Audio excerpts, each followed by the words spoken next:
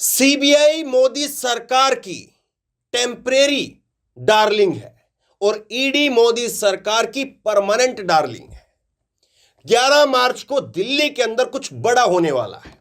11 मार्च को दिल्ली के अंदर तमाम विपक्षी पार्टियां वो एक मंच पर आएंगे और एक मंच पर आकर कहा जा रहा है कि जिस तरह से अन्ना आंदोलन खड़ा हुआ, जिस आंदोलन ने मौजूदा सरकार की, कांग्रेस की सरकार की नींव हिला दी थी, उसी तर्ज पर एक ऐसा मंच तैयार किया जा रहा है जिस मंच के ऊपर तमाम विपक्षी पार्टियां एक साथ आएंगी और तमाम विपक्षी पार्टियों के नेता एक साथ आकर के देश के अंदर संदेश देंगे कि इंसाफ के सिपाही अब तैयार करने पड़ेंगे। कपिल सिब्बल साहब, कांग्रेस के पूर्व नेता और पूर्व केंद्रीय मंत्री, उन्होंने एक मंच की शुरुआत की है और इस मंच को समर्थन भी मिल रहा है। सभी पार्टियों के नेताओं ने, बड़े नेताओं ने इसको अपना समर्थन दिया है। 11 मार्च को दिल्ली के अंदर एक बड़ा मंच तैयार होगा और कपिल सिब्बल साहब ने कहा कि हमें इंसाफ के सिपाही खड़े करने पड़ेंगे। जिस तरह से आरएसएस गली मोहल्लों के अंदर अपनी शाखाएं लगाती है, उसी तरह से गली मोहल्लों के अंदर हमें भी अपने इंसाफ के सिपाही खड़ा करने पड़ेंगे और वो सिपाही जिस तरह से लगातार नफरत फैला करके लोगों को भिड़ाने की, लड़ाने की बात हो रही है, उसके खिलाफ खड़े होंगे। वो सिपाही जिस तरह से सीबीआई और ईडी के जरिए लगातार अलग अलग नेताओं के ऊपर जो शिकंजा कसा जा रहा है, लगातार अलग अलग नेताओं को शांत करवाया जा रहा है, उसके खिलाफ लोगों के अंदर वो संदेश पहुंचाएंगे। और कपिल सिब्बल साहब ने यही कहा कि सीबीआई मोदी सरकार की टेम्परेरी गर्लफ्रेंड है, डार्लिंग है और ईडी परमानेंट है। ये कपिल सिब्बल साहब के शब्द हैं, एक इंटरव्यू में उन्होंने कहा।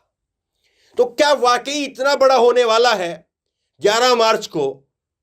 क्या वाकई विपक्ष के नेता एक साथ एक मंच पर आकर के वाकई मोदी सरकार की नींव को हिलाने के लिए एक साथ आकर के हाथ मिलाएंगे? और इससे संदेश क्या है और क्या संदेश जाएगा, ये देखना समझना होगा। लेकिन ऐलान हुआ है, अब ऐलान पर कितना काम होगा और काम कितना हो पाएगा, यह भी बड़ा सवाल है। क्योंकि मोदी सरकार वो भ्रष्टाचार के नाम पर, जैसे मोदी जी ने उत्तर प्रदेश के चुनाव के समय पर भी कहा था कि सांप बिच्छू ये सब लोग एक जगह पर आ गए, तो सारी उपमाएं, सारी संज्ञाएं दोबारा से दी जाएंगी। किस तरह से उसका काउंटर होगा, कैसे जनता के बीच में संदेश ले जाया जाएगा, सवाल ये है। क्या है कपिल सिब्बल साहब की मुहिम, वो आप देखिए। विपक्षी खेमे के अंदर जिस तरह से लग रहा है कि एक मंच तैयार होता है, दूसरा मंच तैयार होता है, लेकिन इस मंच में फिर कहा जाता है कि फला मंच पर जो है कांग्रेस नहीं है, फला मंच पर जो है तीसरे मोर्चे की तैयारी हो रही है। लेकिन यहां पर कपिल सिब्बल के इस मुहिम को हर किसी का समर्थन है। अरविंद केजरीवाल ने समर्थन दिया है, अखिलेश यादव ने समर्थन दिया है, फारूक अब्दुल्ला ने समर्थन दिया है, भूपेश बघेल ने समर्थन दिया है, केसीआर ने समर्थन दिया है, स्टालिन ने समर्थन दिया है। तो तमाम विपक्षी पार्टियों का समर्थन मिल रहा है। अब देखिए सिब्बल साहब की जो अपील है, वो पहल है, वो देखिए। ये इंसाफ के सिपाही के नाम से एक मंच बनेगा।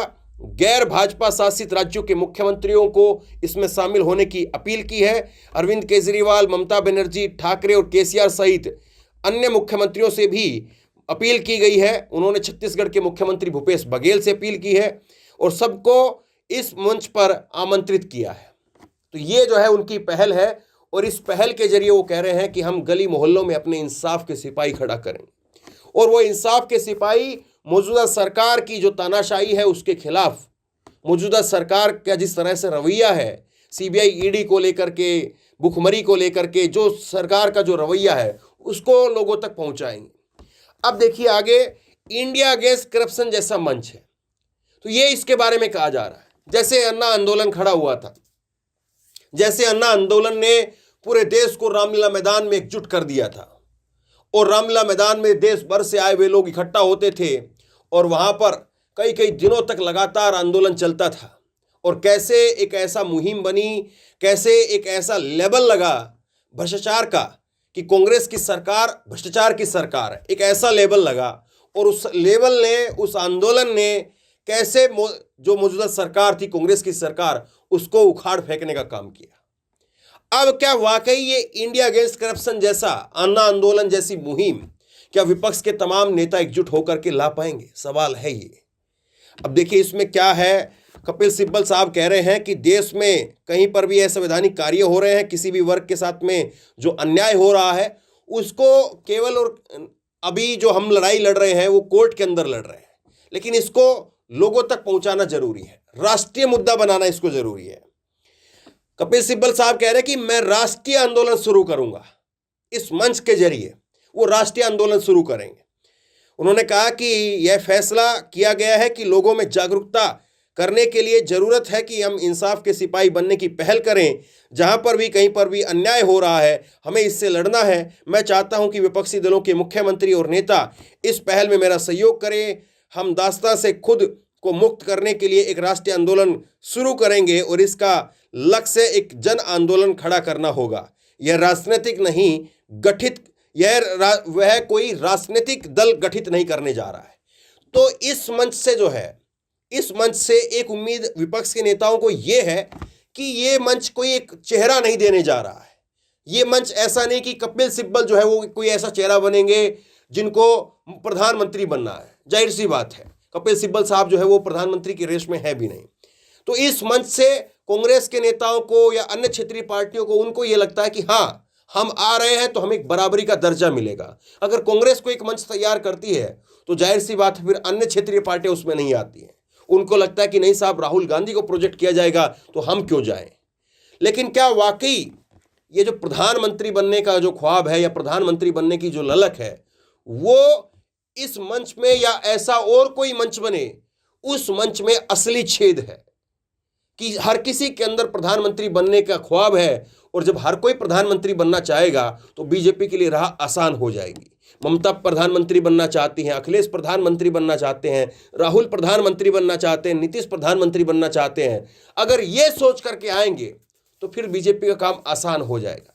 और अगर एक मंच एक साथ आकर के कि बीजेपी को हराना है तो शायद हो सकता है कि यहां पर विपक्ष की ये मुहिम कामयाब हो जाए। लेकिन इसका बीजेपी कैसे काउंटर करेगी वो देखना होगा। अब ईडी के जरिए जैसे लगातार बीजेपी की सरकार अलग अलग जो क्षेत्रीय पार्टियां हैं, अलग अलग जो सरकारें हैं उनके ऊपर शिकंजा कस रही है, वो एक बड़ा मुद्दा है।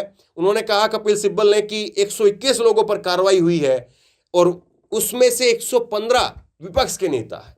अब ये खुल करके जो है ये सामने आ रहा है कि कैसे लगातार मोदी सरकार वो ईडी और सीबीआई के जरिए कैसे विपक्ष के नेताओं को जो है वो शांत करवा रही है। जैसे जैसे विपक्ष के नेता एक मंच पर आते हैं वैसे वैसे लेटर जारी हो जाते हैं और वैसे वैसे विपक्ष के नेता शांत हो जाते हैं।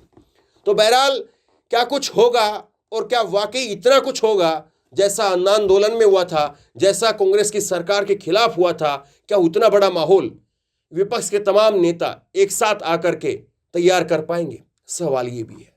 तो बहरहाल शेयर कीजिए इस खबर को और आपको क्या उम्मीद लगती है, आपको क्या लगता है कि ये सब कुछ एक मंच पर आकर के कामयाबी हो भी पाएगी या आपको लगता है कि ये सब ढाक के तीन पात हैं और रहनी मोदी सरकार ही है? आप क्या सोचते हैं नीचे कमेंट बॉक्स में लिख करके मुझे जरूर बताइए। इस वीडियो को खूब शेयर कीजिए और इसी तरह की तमाम खबरों के लिए ऑनलाइन न्यूज इंडिया को सब्सक्राइब कीजिए। साथ में जो बेल आइकन है घंटी उसको जरूर दबाइए ताकि जैसी कोई खबर अपलोड करें उसकी नोटिफिकेशन सीधे सबसे पहले आपको मिल सके। धन्यवाद। इस खबर को अभी लाइक करें, शेयर करें, अभी चैनल को सब्सक्राइब करें और घंटी जरूर दबाएं।